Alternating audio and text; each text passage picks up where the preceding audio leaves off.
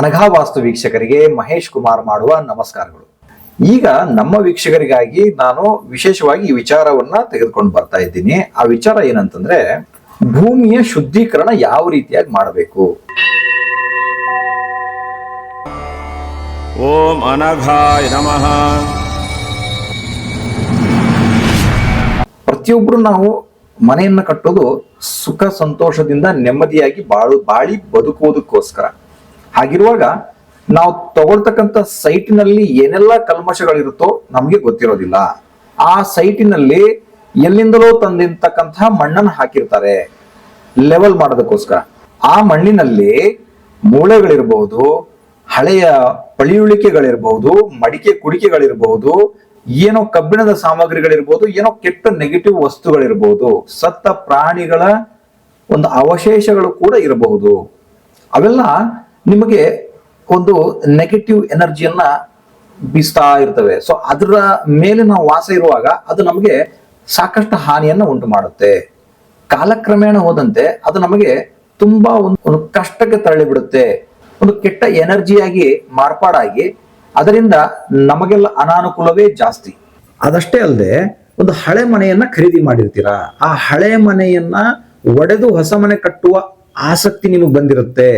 ಅಂತ ಸಂದರ್ಭದಲ್ಲಿ ಆ ಹಳೆ ಮನೆಯನ್ನ ಪಳಿಯುಳಿಕೆ ಸಮೇತ ತೆಗಿಬೇಕಾಗತ್ತೆ. ಅದಕ್ಕಾಗಿನೇ ಒಂದು ವಿಡಿಯೋವನ್ನು ಸಹ ಕೊಟ್ಟಿದ್ದೀನಿ. ಹೊಸ ಮನೆ ಕಟ್ಟುವಾಗ ಹೊಸ ಸೈಟು ಖಾಲಿ ಜಾಗವನ್ನು ಹೇಗೆ ಶುದ್ಧೀಕರಣ ಮಾಡಬೇಕು, ಹಳೆ ಮನೆಯನ್ನ ತೆಗೆದುಕೊಂಡು ಅದನ್ನ ಬೀಳಿಸಿ ಹೊಸದಾಗಿ ಕಟ್ತಾ ಇದ್ರೆ ಸಹಿತ ನೀವು ಈ ಶುದ್ಧಿ ಕಾರ್ಯವನ್ನ ಮಾಡಿಕೊಳ್ಳಲೇಬೇಕಾಗುತ್ತದೆ. ಸೊ ಈ ಶುದ್ಧಿ ಕಾರ್ಯ ಅಂದ್ರೆ ಏನು, ಇದರ ಒಂದು ಮೂಲ ಏನು, ಅಥವಾ ಇದು ಹೇಗೆ ಬಂತು, ಇದು ಶಾಸ್ತ್ರಗಳಲ್ಲಿ ಉಲ್ಲೇಖ ಇರುವ ರೀತಿಯಲ್ಲಿ ನೋಡಕ್ ಹೋದಾಗ, ಹಿಂದಿನ ಕಾಲದಲ್ಲಿ ಮನೆಗೆ 50ರಿಂದ 100 ಹಸುಗಳನ್ನ ಸಾಕ್ತಾ ಇದ್ರು. ನೂರಾರು ಹಸುಗಳು ಮನೆಯಲ್ಲಿರುವಾಗ ಆಗ ಈ ತರ ಸೈಟಿನ ಸಿಸ್ಟಮ್ ಇರಲಿಲ್ಲ, ಒಂದು ಜಮೀನುಗಳ ಸಿಸ್ಟಮ್ ಇತ್ತು. ಆ ಜಮೀನಿನಲ್ಲಿ ಎಲ್ಲಿ ಮನೆಯನ್ನ ಕಟ್ಟಬೇಕಾಗಿದೆಯೋ ಆ ಜಾಗದಲ್ಲಿ ಹಸುಗಳನ್ನ ಕಟ್ತಾ ಇದ್ರು. ನೂರಾರು ಹಸುಗಳನ್ನ ಕಟ್ಟಿದಾಗ ಆ ಹಸುಗಳು ಅಲ್ಲಿ ತಿಂಗಳಾನುಗಟ್ಲೆ ವಾಸ ಮಾಡಿದಾಗ ಅಲ್ಲಿ ಆ ಹಸುಗಳು ವಾಸ ಮಾಡಿ ಆ ಭೂಮಿಯನ್ನ ಊರ್ಜಿತಗೊಳಿಸ್ತಾ ಇತ್ತು. ಅಲ್ಲಿ ಒಂದು ಧನಾತ್ಮಕ ಶಕ್ತಿ ಕ್ರಿಯೇಟ್ ಆಗ್ತಾ ಇತ್ತು. ಆ ಹಸುಗಳು ನೀಡ್ತಕ್ಕಂತಹ ಗೋಮೂತ್ರ ಇರಬಹುದು, ಅಲ್ಲಿ ಹಾಕ್ತಕ್ಕಂಥ ಸಗಣಿ ಇರಬಹುದು, ಅದೆಲ್ಲದರಿಂದ ಭೂಮಿ ಆಟೋಮೆಟಿಕ್ ಆಗಿ ಶುದ್ಧೀಕರಣ ಆಗ್ತಾ ಇತ್ತು. ಇವತ್ತಿನ ಪರಿಸ್ಥಿತಿನಲ್ಲಿ ಅಥವಾ ಬದಲಾದ ಕಾಲಘಟ್ಟದಲ್ಲಿ ಏನಾಯ್ತು, ಒಂದು ಮನೆಗೆ ನೂರಾರು ಹಸುಗಳು ಇರ್ತಕ್ಕಂಥದ್ದು 1, 2, 3 ಹಸುಗಳಿಗೆ ಬಂದು ನಿಂತ್ಕೋತು. ಯಾವಾಗ ಈ ಹಸುಗಳ ಸಂಖ್ಯೆ ಕಡಿಮೆ ಆಯ್ತೋ, ನಮ್ಮ ಹಿರಿಯರು, ನಮ್ಮ ಪೂರ್ವಜರು ಒಂದು ಪದ್ಧತಿಯನ್ನು ಹುಟ್ಟಾಕ್ತಾರೆ. ಆ ಪದ್ಧತಿಯೇ ಈ ಶುದ್ಧೀಕರಣ ಪದ್ಧತಿ. ಈ ಶುದ್ಧೀಕರಣ ಪದ್ಧತಿಯಲ್ಲಿ ಯಾರೆಲ್ಲ ಹಸುಗಳನ್ನ ಸಾಕಿದ್ದಾರೆ ಅವರ ಮನೆಯಿಂದ ಗೋಮೂತ್ರವನ್ನ ಕಲೆಕ್ಷನ್ ಮಾಡ್ಕೊಂಡು ಬಂದು ಅದರಿಂದ ಶುದ್ಧಿ ಮಾಡುವಂತ ಒಂದು ಪದ್ಧತಿ. ಈ ಪದ್ಧತಿಯನ್ನ ಹೇಗೆ ಮಾಡಬೇಕು, ಏನೆಲ್ಲ ವಸ್ತುಗಳು ಬೇಕು ಅನ್ನೋದನ್ನ ಹೇಳ್ಕೊಂಡು ನಿಮ್ಗೆ ಬಿಡಿಸಿ ಒಂದು 30-40 ಅಳತೆಯ ಸೈಟ್ಗೆ ಏನೆಲ್ಲ ಹಾಕಬೇಕು ಅನ್ನೋದನ್ನ ಇವತ್ತಿನ ಕಾಲಘಟ್ಟದಲ್ಲಿ ಹೆಚ್ಚಾನೆಚ್ಚು ಜನರ ಬಳಿ ಇರುವಂತದ್ದು 30-40 ಅಳತೆಯ ಸೈಟು. ಒಂದು 30-40 ಅಳತೆಯ ಸೈಟ್ಗೆ ಏನೆಲ್ಲ ವಸ್ತುಗಳು ಯಾವ ಪ್ರಮಾಣದಲ್ಲಿ ಬೇಕಾಗತ್ತೆ ಅನ್ನೋದನ್ನ ಬೋರ್ಡ್ ಮೇಲೆ ಬರೆದು ನಿಮ್ಗೆ ವಿವರಣಾತ್ಮಕವಾಗಿ ತಿಳಿಸ್ಕೊಡ್ತೇನೆ. ಆ ಪ್ರಕಾರವಾಗಿ ನಿಮ್ಮ ಒಂದು ಸೈಟ್ ಅನ್ನ ಶುದ್ಧೀಕರಣ ಮಾಡಿಕೊಂಡು ನಿಮ್ಮ ಮನೆಯನ್ನ ಕಟ್ಟುವ ಕೆಲಸವನ್ನ ಮುಂದುವರಿಸಿ.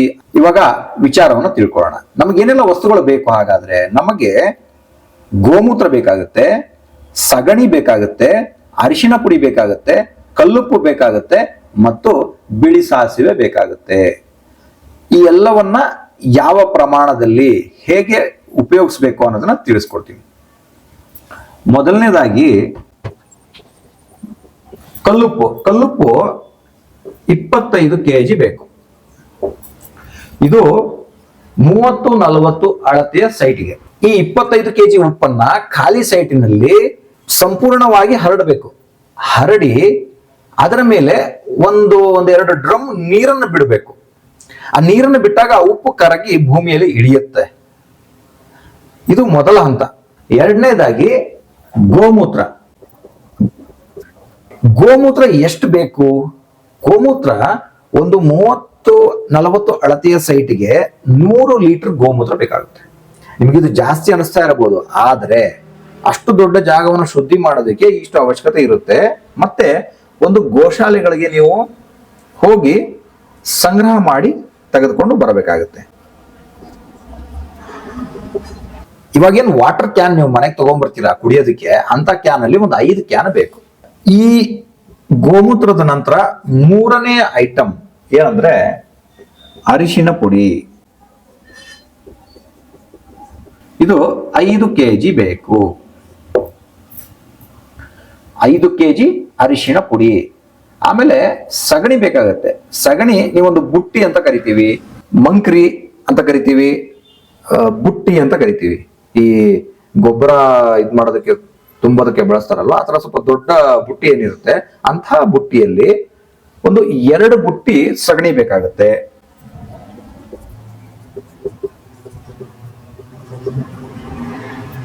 ಆಮೇಲೆ ಇನ್ನೊಂದು ಮುಖ್ಯವಾದ ಐಟಮ್ ಏನಂತಂದ್ರೆ ಅದು ಬಿಳಿ ಸಾಸಿವೆ. ಬಿಳಿ ಸಾಸಿವೆ ಕೂಡ 5 kg ಬೇಕಾಗುತ್ತೆ. ಇಲ್ಲಿ ಪದ್ಧತಿ ಏನು, ಇದನ್ನ ಹೇಗೆ ರೆಡಿ ಮಾಡ್ಕೋಬೇಕು ಇದನ್ನು ತಿಳಿಸ್ಕೊಡ್ತೀನಿ. ಈಗ ಕಲ್ಲುಪ್ಪನ್ನ ಆಗ್ಲೇ ಹೇಳಿದೆ, ಸೈಟಿಗೆಲ್ಲ ಹರಡಿ ಅದ್ರ ಮೇಲೆ ನೀರನ್ನು ಬಿಡಬೇಕು. ಆ ಕಲ್ಲುಪ್ಪು ಕರಗಿ ಭೂಮಿಯಲ್ಲಿ ಇಳಿದ ಮೇಲೆ ನೆಕ್ಸ್ಟ್ ಏನ್ ಮಾಡ್ಬೇಕು ಅಂದ್ರೆ ಈ ಗೋಮೂತ್ರವನ್ನ ಒಂದು ಡ್ರಮ್ ನಲ್ಲಿ ಹಾಕೋಬೇಕು. ಒಂದು ಡ್ರಮ್ಮಿನಲ್ಲಿ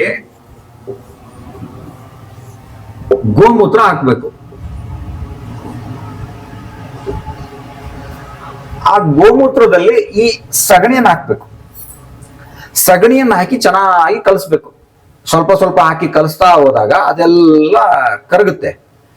ಅದು ಕರಗದ ಮೇಲೆ ಈ ಅರಿಶಿನ ಪುಡಿಯನ್ನು ಹಾಕ್ಬೇಕು.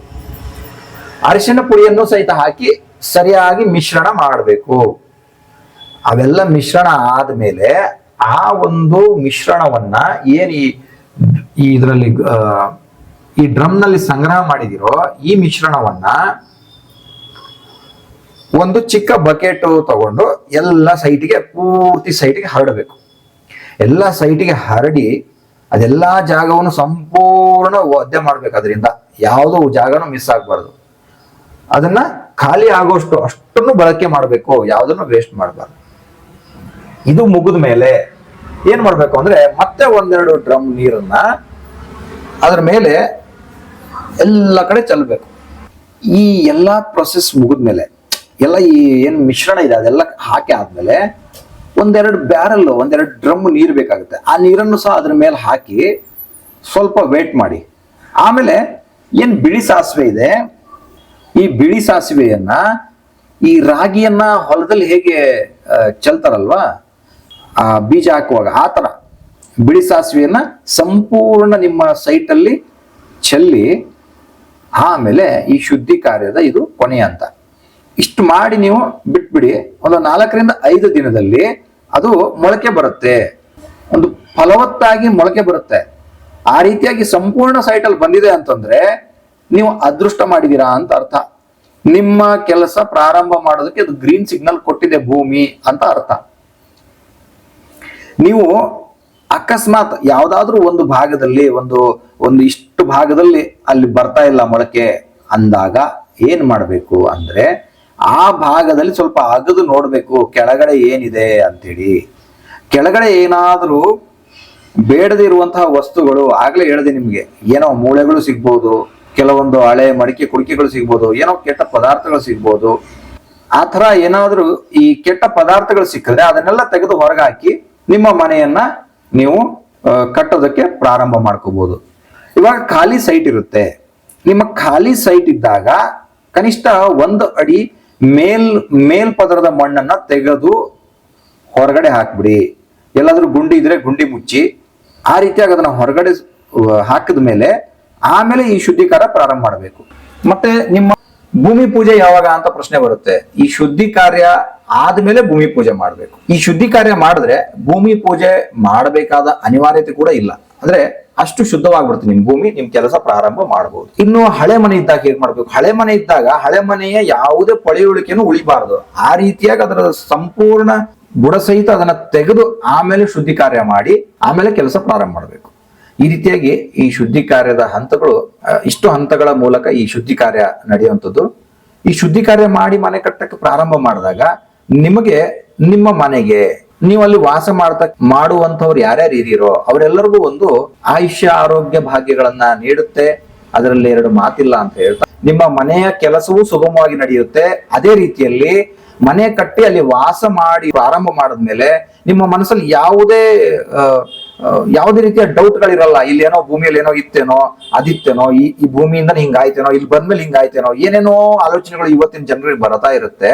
ಆ ತರದ ಯಾವುದೇ ಡೌಟ್ಗಳು ಬರೋದಿಲ್ಲ. ಈ ಭೂಮಿ ಶುದ್ಧಿಯನ್ನ ಮಾಡ್ಕೊಂಡ್ಮೇಲೆ ನೀವು ಮನೆ ಕಟ್ಟಿದ್ದೆ ಆದಲ್ಲಿ ಮನೆ ಕಟ್ಟಿ ಅಲ್ಲಿ ವಾಸ ಮಾಡಲು ಪ್ರಾರಂಭ ಮಾಡಿದ ಮೇಲೆ ನಿಮಗೆ ಅಲ್ಲಿ ಕೂಡ ಒಂದು ಒಳ್ಳೆಯ ಧನಾತ್ಮಕ ಶಕ್ತಿ ಕೂಡ ಸಿಗುತ್ತೆ, ಆರೋಗ್ಯ ಭಾಗ್ಯಗಳು ಸಿಗುತ್ತೆ. ಅದೇ ರೀತಿಯಲ್ಲಿ ನಿಮ್ಮ ಮುಂದಿನ ಜೀವನ ಸುಭಿಕ್ಷವಾಗಿರಲಿದೆ ಅನ್ನೋ ಒಂದು ಮಾತನ್ನ ಹೇಳ್ತಾ ಈ ಶುದ್ಧಿ ಕಾರ್ಯವನ್ನ ಪ್ರತಿಯೊಬ್ಬರು ಮಾಡಿ, ಅದೇನು ಕಷ್ಟ ಅಲ್ಲ. ನಿಮ್ಮ ಸುತ್ತಮುತ್ತಲಿನ ಗೋಶಾಲೆಗಳಿಂದ ಈ ಒಂದು ಗೋಮೂತ್ರ ಇರಬಹುದು, ಸಗಣಿ ಇರಬಹುದು, ಇವೆಲ್ಲವನ್ನ ಕಲೆಕ್ಷನ್ ಮಾಡಿ ಆ ಗೋಶಾಲೆಗೂ ಸಹ ನಿಮ್ಮ ಕಡೆಯಿಂದ ಒಂದು ಸೇವೆಯನ್ನ ಮಾಡಿ ಅನ್ನುವಂತಹ ಮಾತನ್ನ ಹೇಳ್ತಾ ಇವತ್ತಿನ ಈ ವಿಡಿಯೋವನ್ನ ಸಂಪೂರ್ಣವಾಗಿ ನೋಡಿದ್ದಕ್ಕೆ ಧನ್ಯವಾದಗಳು. ಮತ್ತು ಈ ವಿಡಿಯೋದಲ್ಲಿ ಕೊಟ್ಟಿರ್ತಕ್ಕಂಥ ವಿಚಾರವನ್ನ ನೀವು ಪಾಲಿಸಿ ನಿಮ್ಮ ಜೀವನವನ್ನ ಸಮೃದ್ಧಗೊಳಿಸಿಕೊಳ್ಳಿ ಅಂತ ಹೇಳ್ತಾ ನಮ್ಮ ಚಾನಲ್ ಅನ್ನ ಸಬ್ಸ್ಕ್ರೈಬ್ ಮಾಡಿ, ಬೆಲ್ ಐಕನ್ ಅನ್ನು ಒತ್ತಿ, ಲೈಕ್ ಬಟನ್ ಒತ್ತೋದನ್ನ ಮರಿಬೇಡಿ.